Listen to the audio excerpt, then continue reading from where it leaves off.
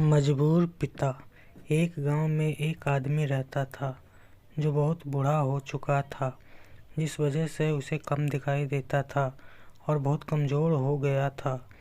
इसलिए अपनी बची कुची ज़िंदगी अपने बेटे के साथ बिता सके, इसलिए शहर में रह रहे उसके बेटे के घर रहने चला गया। बेटा एक शहर के छोटे मकान में रहता था। मकान तो उसका छोटा था, लेकिन जो उसके पास थे वह चीज़ बहुत महंगी थी। उस मकान में बेटा, उसकी पत्नी और उनका एक 5 साल का बच्चा, यह छोटा सा परिवार साथ मिलकर रहता था। बूढ़े पिता के आने से उनके परिवार का एक सदस्य और बढ़ गया।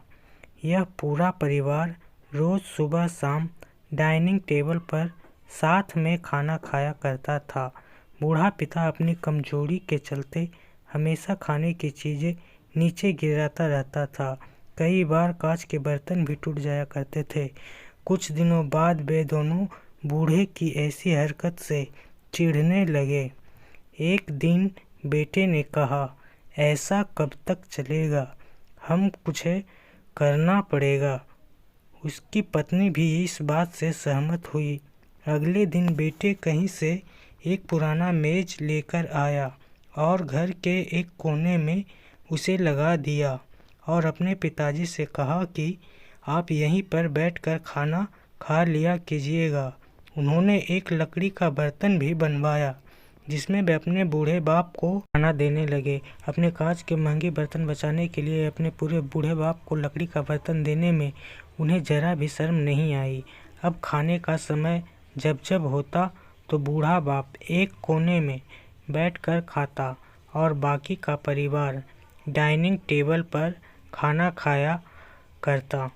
डाइनिंग टेबल पर बैठे बैठे दोनों पति पत्नी कभी कभी अपने बूढ़े बाप की तरफ देख लिया करता। बूढ़े बाप की आंखों में उन्हें आंसू भी नजर आते, मगर उन पर जैसे कोई असर ही न हो। बूढ़े बाप का पोता भी यह नज़ारा हमेशा देखता और वह अपने में ही खोया रहता।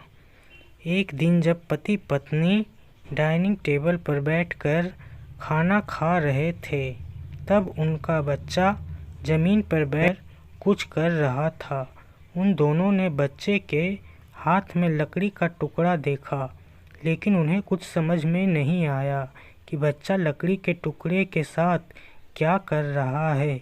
जब बच्चे के पिता ने उससे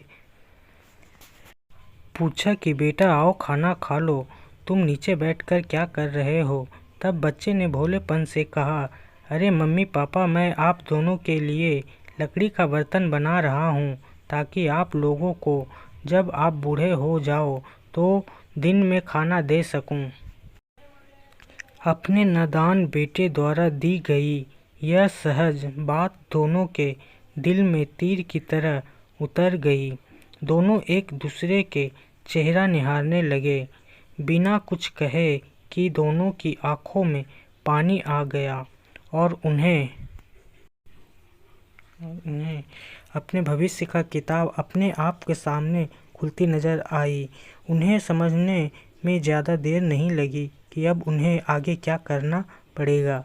अगले दिन कमरे के कोने से वह पुराना मेज हट गया और जब बूढ़ा पिता और बाकी का परिवार साथ मिलकर फिर से खाना खाने लगे, बूढ़े की कमजोरी की वजह से हो रही गलतियां भी अब किसी को नहीं चिढ़ाती थी। आपको ये कहानी कैसी लगी प्लीज़ कमेंट बॉक्स में बताएं। Please subscribe my channel Hindi story.